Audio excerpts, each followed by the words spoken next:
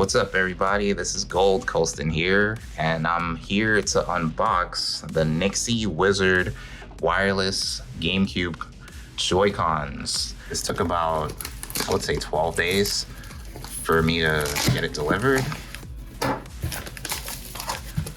I paid for the express shipping, and look at this baby right here. Oh man, I was really patiently waiting for this. And it's in plastic. Let me put this box down. It's in plastic, and here it is, the NYXI Wizard. Oh man. So this is basically in the shell of a Wavebird. It was very popular back in the day. I didn't have a GameCube, but I always wanted, a GameCube, and I thought the Wavebird was so cool. And this right here is basically, the 2023 version of the Wavebird. Some people have called it the Wavebird 2. It's officially called the NYXI Wizard wireless controller for the Nintendo Switch, the Lite, and the OLED. So it works with all models. I have a GameCube controller that I do use for Smash. As you can see, the similarities, obviously it's the same form factor. Obviously, this over here is, you can detach and you can attach as one controller. And I'm gonna put it side by side after I open it. So let's open it. Okay, so it looks like it just slides off right here. Okay, now we have this blue box. And I love the smell of new electronics. All right, let's get this open. Yeah, it looks like it opens like a gift box here, so you just pull it out. It's a little tight, but all right. All right, here we go. So now it's in this this little foam cover here. And wow, I finally have it in my hands, the NYXI Wizard. It looks great, just like the regular GameCube controller, or the Wavebird I should say, comes with a product manual. It also comes with a USB-C cable. The main selling point about this controller is that the analog sticks are Hall effect, meaning that these could technically never get drift. I know a lot of us are sick of the Joy-cons, the main Joy-cons having drift. I myself have went through 2 pairs of Joy-cons and they both have drift. And it's a really expensive solution to pay either $40 per one Joy-Con or $80 for both, and temporarily solve that problem of drift. Whereas with these, the NYXI Wizard, they can never get drift because the Hall effect Joy-Cons are magnetic. This controller has a lot of features. It has the same face buttons, which light up, by the way. They feel, as compared to the regular GameCube controller, I mean, they don't feel too different. Like, these do feel slightly raised, whereas these are a little indented. But overall, the feel of this controller definitely feels good. They have the L, the R, ZL, ZR. The ZL and ZR buttons are not analog, they are digital, meaning they click down. Like if you're playing a shooting game and you're, trying, or let's say Legend of Zelda, Breath of the Wild or something like that, and you want to hold down to aim, and be precise, it's not gonna work because these are just regular clicky buttons. Whereas in this GameCube controller, they're analog, so you can push down slowly and then click. So that's one difference. This is really a Switch controller in a GameCube form factor. This does have rumble. It's not HD rumble.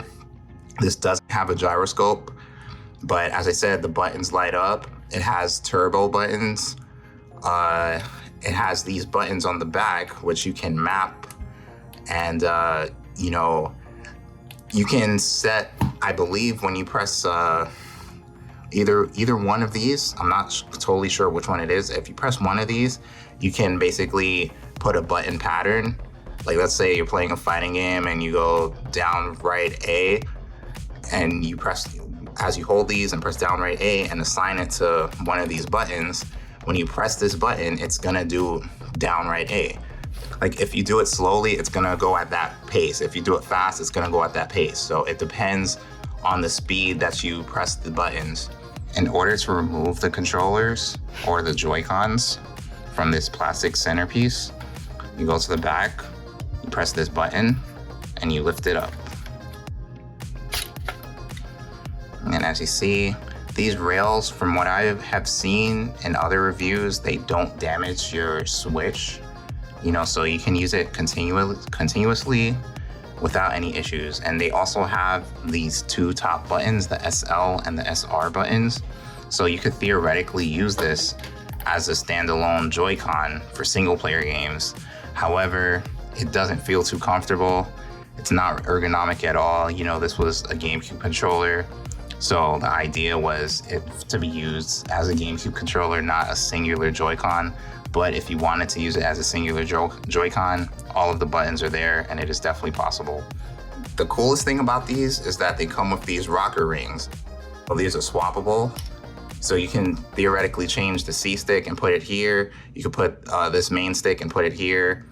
By default, they look like the C stick and the main analog stick has, you know, the hex or the octagonal rocker rings. Good for fighting games or games like Smash Brothers, you know, or, you know, obviously traditional fighting games like, I guess, Street Fighter, Tekken. I know Tekken's a PlayStation game, but you know what I mean. And you can replace these. To remove the C stick or this stick, what you would do is you would turn this counterclockwise, and then, you know, you can take it off.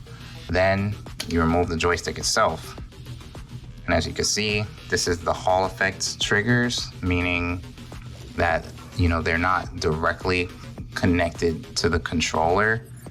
It's more of a magnetic connection, and therefore Joy-Con drift is impossible. So you can swap this 8-ring connector with a circular connector. So what you would do is or, you know, if you wanted to, you could take this Joy-Con or this analog stick and put it here.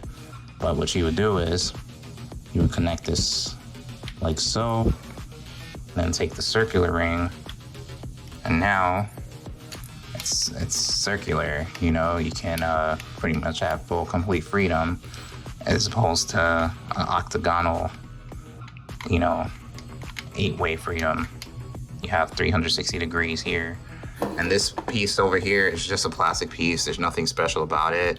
I mean, it does have the NYXI logo, if you can see, you know, over here near the top of it. But I mean, obviously it's very important, as you know, for keeping the controller together when you want to use it as one controller.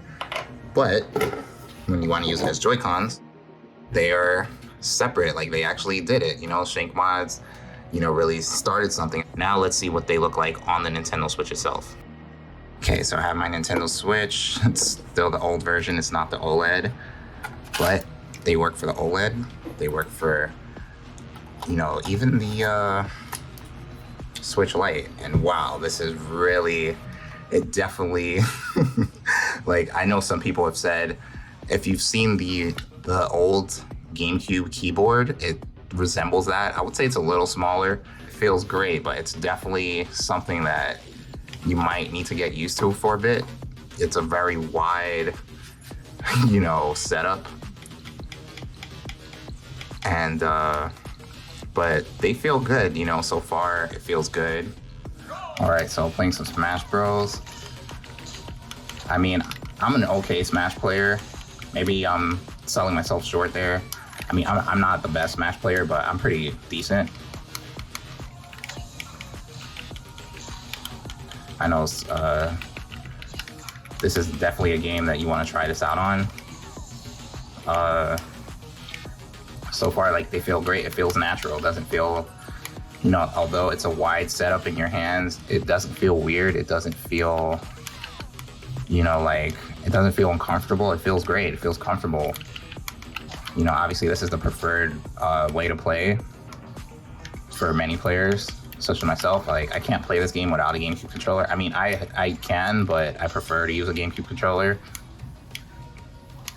You know, it's very responsive. The rumble is okay. It's adjustable. I don't think it's on the highest level. All right, so far it doesn't feel strange he's playing Mario Kart either. You know, feels pretty natural. You know, playing some Super Mario Sunshine, you know, a GameCube game from the Super Mario 3D All-Stars. I've never actually played this game, but you know, what other way to test out a GameCube inspired controller by playing a GameCube game?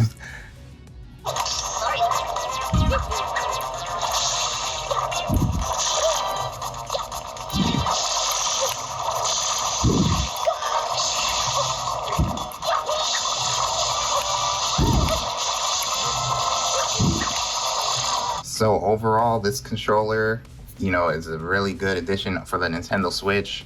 I mean, yes, like many people, I do believe it came out a few years too late. This would have been really cool in 2018, 2019 when Smash Bros. Came out. You know, there are a few things that you might want to know. Like, I have the original Switch model with, you know, the bad stand, so you can't really stand it up. If you're planning on doing that, the controller is just too large on the edges, on the handles, and this does protrude a little bit. Actually, it protrudes a lot, so you know, if that's not your thing, you know, just proceed with caution. But honestly, it doesn't really bother me too much. The good thing about this is that when you dock it, it goes in perfectly, and you still have access to both USB ports on the side. Docked, this is how it looks. It looks pretty nice.